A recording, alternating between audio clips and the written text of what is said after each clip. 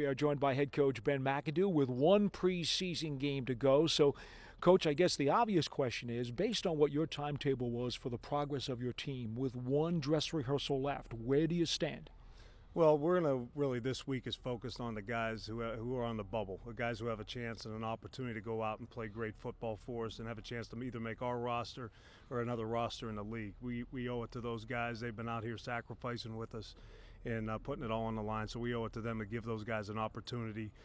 They really have laid the foundation and helped us really become the team that we're going to become down the road.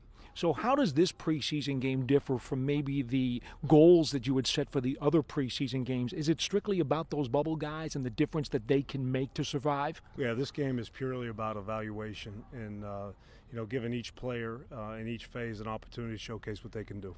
I believe it was last week when you had said David Tyree had talked to the team and had told them about, hey, there may be 50 guys looking for maybe 15 spots on the roster. Mm-hmm. Is that still how it looks like going into this final dress rehearsal? Yeah, absolutely. There's still a lot of spots that are available. Got a guys fighting for jobs.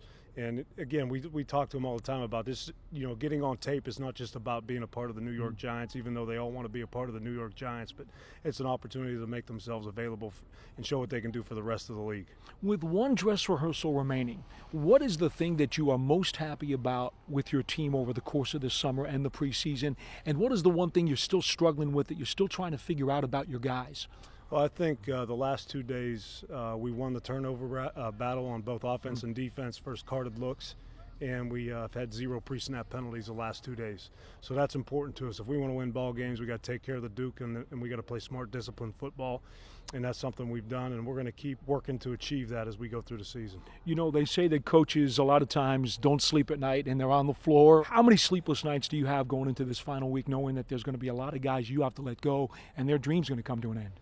Yeah, we have a great building full of very competent evaluators, and I sleep good at night knowing that we're going to cut some players who can play in this league. Yeah. And we're in a position that we have more than 53 who can play in this league. Yeah, that's a good problem to have. And it's definitely a good problem to have. It's not going to be easy to do, but you have to make some tough decisions in this league. Final question. How, with the roster changes this year from the 90 to the dramatic 53, will your role as a coach change? Will you talk to personnel and say, look, I still think I could use one of these pieces off the shelf? Or will they come to you and say, Coach, we think we got a guy we can grab for you. What do you think? Yeah, again, we'll take it case by case. So, whether you try to grab somebody else who's out there in the street or trust what you have in the locker room. I always like to trust what we have in the locker room. I think we have a great locker room, and not just a talented men of integrity, but good players who can play a variety of spots for us. So I always like to stick with the guys within. Coach, appreciate your time. Best of luck and good health to you against the Pats. All right, thank you.